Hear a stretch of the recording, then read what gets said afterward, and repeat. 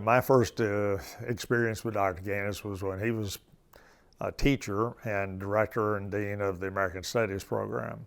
And I didn't have him as a student, but I was in the American Studies program and I got to go on trips. We made week-long trips to 4 different cities during our junior and senior year. And those were really special. I still have wonderful memories of my time on those trips.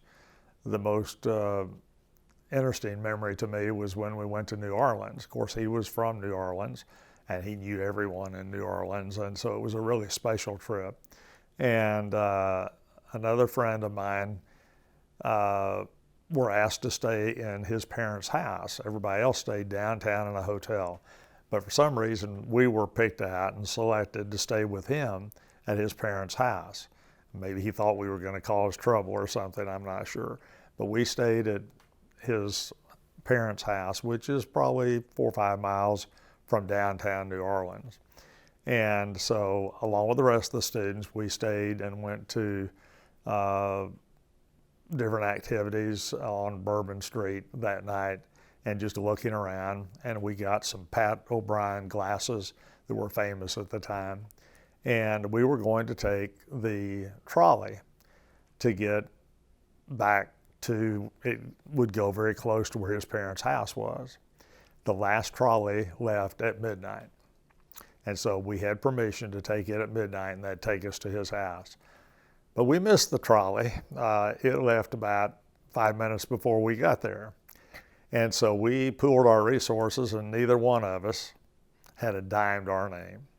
So we couldn't get a taxi. So we were left with walking to his parents' house. We got there about 3 in the morning and we're scared to death that 1, he wouldn't let us in, or 2, he'd send us home.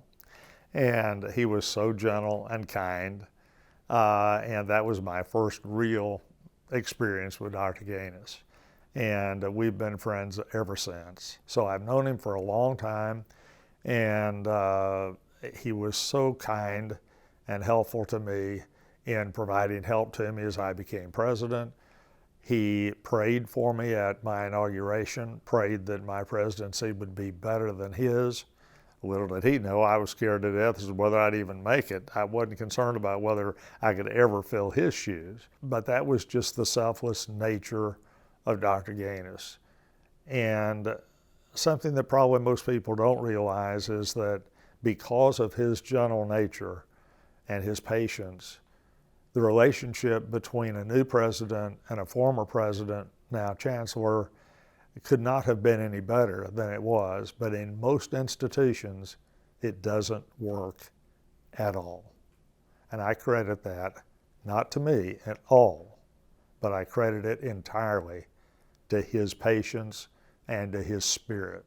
A recent memory that I cherish is the fact that he had this one request when I became president.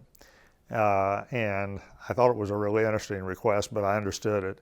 And the request was that he would always be invited to go on the Harding plane to out-of-town football games or out-of-town athletic events. And of course I said yes. That was the easiest thing anyone could say yes to.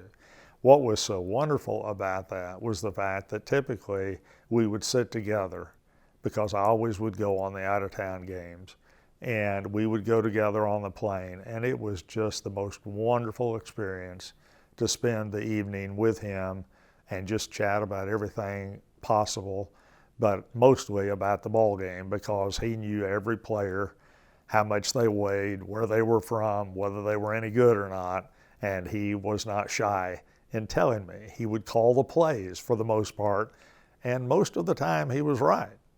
So that was a real highlight for me. And so when I retired 6 years ago, my request to Dr. McLarty was that I have the right to go on the plane to out-of-town games, and he's honored that request. And for the most part, that's meant that I've been able to continue to have that experience with Dr. Gaines, which is really, really special to me.